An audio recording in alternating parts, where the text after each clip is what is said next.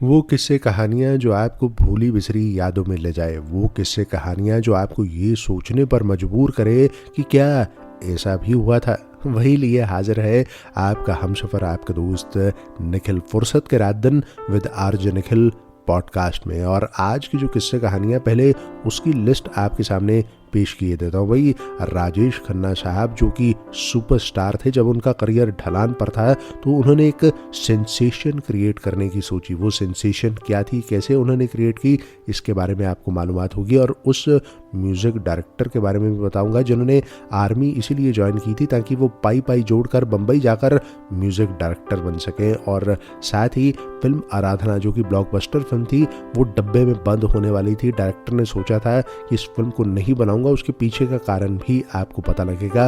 और राजेश खन्ना साहब, प्रेमनाथ साहब, राजेंद्र कुमार जैसे दिग्गजों को इंट्रोड्यूस करने वाले महेश कौल साहब जब हॉस्पिटल में थे तो उनकी मदद के लिए कौन से एक्टर सामने आए थे, क्योंकि महेश कौल साहब के पास में एक फूटी कौड़ी नहीं थी कि वो अपना इलाज करवा सके। ये भी इमोशनल किस्सा आपके साथ में शेयर करूंगा, तो रहिए मेरे साथ में और इन किस्से कहानियों का बस लुत्फ उठाइए। आप सुन रहे हैं फुर्सत के रात दिन, कुछ किस्से कहानियां अफसाने विद आरजे निखिल। चलिए अब जिक्र करना चाहूँगा हिंदी सिनेमा के पहले सुपरस्टार कहे जाने वाले राजेश खन्ना साहब का। एक ज़माना था जब कहा जाता था कि ऊपर आका और नीचे काका, यानी राजेश खन्ना। पर वक्त उनके करियर में ऐसा भी आया जब करियर ढलान पर था, यानी कि फिल्में बैक टू बैक फ्लॉप हो रही थी। तो उन्होंने सोचा क्यों ना कोई हंगामा किया जाए, क्यों ना कोई सेंसेशन क्रिएट की जाए। और सेंसेशन होनी थी अगर वो अनाउंस कर दे कि वो शादी करने जा रहे हैं। अब सबको लगा कि शादी जो है उनकी long time girlfriend Anju Mahindru के साथ में होगी, पर धीरे धीरे दोनों के बीच में दूरियां बढ़नी शुरू हो गई थी। तो ऐसे में उन्होंने सेंसेशन क्रिएट करने की सोची कि मैं क्यों ना किसी और से शादी कर लूं। तो उनकी मुलाकात हुई चुनीलाल कपाड़िया साहब से, जो कि बहुत ही ज़बरदस्त बिजनेसमैन थे। उन्होंने जिक्र किया उनके सामने कि मैं लाइफ में सेटल होना चाहता हूँ, शादी करना चाहता हूँ। तो फिर उन्होंने बताया कि ऐसे राज कपूर साहब मेरी बेटी को लॉन्च कर रहे हैं एज यूथ सेंसेशन।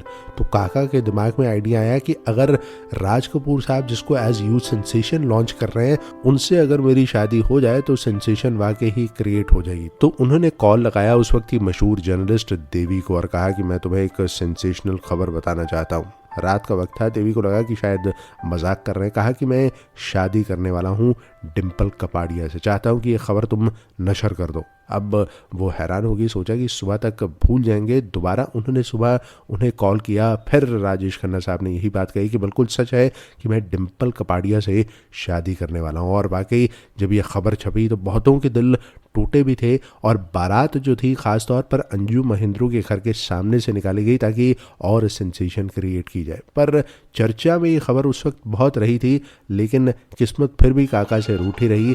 फिल्में उनकी उसके बावजूद भी हिट ना हो सकी। दिल को देखो चेहरा न देखो, चेहरों ने लाखों को लूटा, दिल सच्चा और चेहरा झूठा, दिल सच्चा और चेहरा। अब बचपन से ही इन साहब को संगीत का बहुत शौक था, उसके बड़े दीवाने थे और पढ़ाई में मन कम लगा करता था। तो पढ़ाई छोड़कर बम्बई चले आए, जहां बाबा चिश्ती थे। इन्होंने संगीत सीखना शुरू किया। अब पैसों की तंगी थी और इसके कारण उनको वापस घर जाना पड़ा, क्योंकि गुजर बसर करना मुश्किल हो रहा था। भाई से मदद मांगी, लेकिन उन्होंने बेइज्जत कर घर से निकाल दिया। दिल पर गहरी चोट लगी। तभी नज़र अखबार पर पड़ी, जहां पर इंडियन आर्मी की एक ऐड थी और उसको पढ़ा और किस्मत आजमाने के लिए भर्ती के लिए चले गए। अब भर्ती भी हो गई। 2 साल तक वहाँ पर उन्होंने देश सेवा की और पाई पाई जोड़नी शुरू की। और उसके बाद बम्बई आए, फिर से स्ट्रगल किया और इंडस्ट्री में म्यूज़िक में अपना मुकाम बनाया और एक अलग तरह के म्यूज़िक के लिए जाने जाते रहे। ये और कोई नहीं, ये थे ख़याम साहब, जिनके म्यूज़िक को सुनकर आज भी कानों को, दिल को बस सुकून ही मिलता है। करोगे याद तो हर बात याद आएगी, गुजरते वक्त की हर मौज ठहर जाए। अब जिक्र करना चाहूँगा उस दिग्गज डायरेक्टर का जिन्होंने राज कपूर साहब, प्रेमनाथ, राजेंद्र कुमार, महमूद, हेमा मालिनी जैसे कई कलाकारों को लोगों के रूबरू करवाया, यानी कि महेश कौल साहब। और उनका आखिरी दौर जो था वो मुफलिसी में बीता। फाइनेंशियली उनको बहुत दिक्कत थी, इसलिए जब 70s में बीमारी के कारण उनको हॉस्पिटल में भर्ती करवाया गया तो इलाज में बहुत ज़्यादा खर्च हो रहा था, पर उनकी स्थिति ऐसी नहीं थी कि वो खर्च कर सके। और उनके एक दोस्त हुआ करते थे जो कि एक्टर भी थे, जानकी दास साहब। वो उनसे मिलने के लिए पहुंचे तो सोचा कि क्यों ना इनकी मदद की जाए। तो जानकी दास उस वक्त देव साहब से मुलाकात उनकी हुई, जिनके साथ महेश साहब ने फिल्म तेरे मेरे सपने बनाई थी। तो देव साहब से उन्होंने जिक्र किया और सारा हाल उनके सामने बयान कर दिया। देव साहब ने उस वक्त तो बात सुन ली और उसके बाद में जानकी साहब से दोबारा मिलने के लिए पहुंचे और नोटों का बंडल उनके हाथ में रख दिया और कहा कि महेश साहब ऐसे तो पैसे लेंगे नहीं, तुम उनसे ये कहना कि ये मेरी अगली फिल्म का एडवांस है, मैं चाहता हूँ कि अगली फिल्म वो डायरेक्ट करे। महेश साहब को ये कहते हुए उन्होंने पैसे थमा दिए जानकी दास साहब ने, और महेश साहब उस वक्त उन्होंने पैसे रख लिए, लेकिन फिर कुछ दिनों बाद ही हॉस्पिटल से फ़ोन आया। महेश साहब ने अपने दोस्त जानकी दास से बात की और उसके बाद में दम तोड़ दिया। कहते हैं कि उनके लास्ट वर्ड भी थे, साउंड, लाइट, कैमरा और एक्शन। जीवन की बगिया महकेगी, लहकेगी, चहकेगी, खुशियों की कलियां झूमेंगी, झूलेंगी, फूलेंगी, जीवन की बगिया। अब फिल्म आराधना का जिक्र, जो कि कल्ट क्लासिक रही, म्यूजिकल हिट रही, जिसे बनाने की सारी तैयारी जो थी वो शक्ति सावंता साहब कर चुके थे। तभी उनसे मिलने के लिए सुरेंद्र कपूर साहब, जो कि अनिल कपूर साहब के पिता है, वो आए और कहा कि एक फिल्म के प्रीमियर पर आपको लेकर जाना है। फिल्म थी श्रीमान श्रीमती। वहाँ पर वो गए और उन्होंने फिल्म देखी तो बहुत ही ज़्यादा हक्के बक्के रह गए, हैरान रह गए, बहुत ज़्यादा परेशान हो गए, क्योंकि उनकी फिल्म आराधना का क्लाइमैक्स और श्रीमान श्रीमती का क्लाइमैक्स जो था वो बिल्कुल एक दूसरे से मेल खाता था, क्योंकि दोनों ही कहानियाँ सचिन भौमिक साहब ने लिखी थी। अब वो चुपचाप घर तो आ गए और परेशान हो गए, सोचा कि आराधना फिल्म को नहीं बनाएंगे, प्लान उन्होंने बिल्कुल छोड़ दिया। तभी उनके दोस्त और राइटर गुलशन नंदा साहब एक कहानी के बारे में उनसे बात करने के लिए उनके घर पर पहुंचे।